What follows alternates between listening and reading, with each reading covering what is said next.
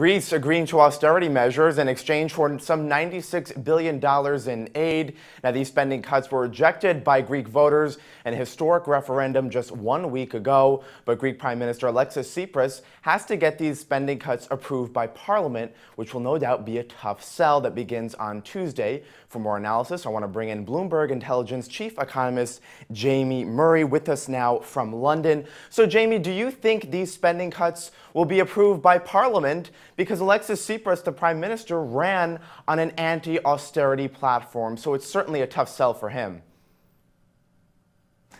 Yeah, it is a tough sell. I think he will probably meet some resistance from within his own party.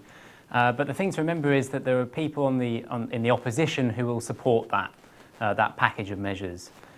He's already sort of used those to even sort of start opening up negotiations with the creditors. So my guess is that they probably will get through, yes. All right, and what are the chances, though, that it doesn't go through, that Tsipras needs to go back to the negotiating table? Because remember, these spending cuts are actually deeper than the ones that were rejected by voters in that July 5th referendum. They're very tough. They're tougher than were previously offered. But I think he has to confront the reality that the creditors aren't budging. And ever since he announced the referendum to have a vote on whether the measure should be accepted, trust has evaporated in Europe.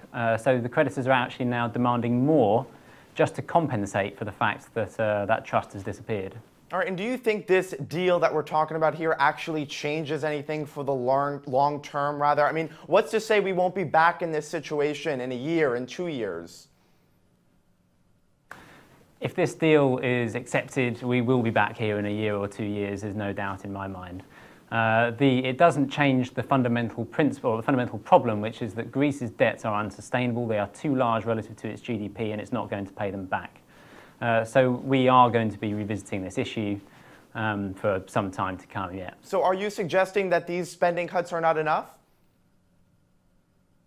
They're not enough, no, they're not enough. It's not so much that the cuts aren't big enough, it's that the debt is too large. It would make more sense to write down some of the debt, lift some of the burden of that debt, promote growth, and maybe you stand a chance of getting a little bit more of your money back. But certainly if you do that, then you run the risk of contagion, because you'll have other countries like Spain and Italy saying, well, we want write-downs too.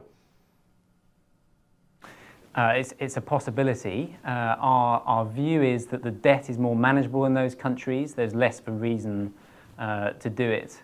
And the politics is different over there. In these countries, they don't quite have the same prospects for left-wing governments to rise and take power, and it would be less likely that these negotiations would go so badly. All right, let's talk real quick about the market's reaction to all this. I mean, the Greece situation has put a lot of uncertainty across European and U.S. markets. How do you think the markets will be going forward? I mean, especially in Europe, can investors finally focus on that European Central Bank stimulus from March that was meant to lift up the stock market and promote growth?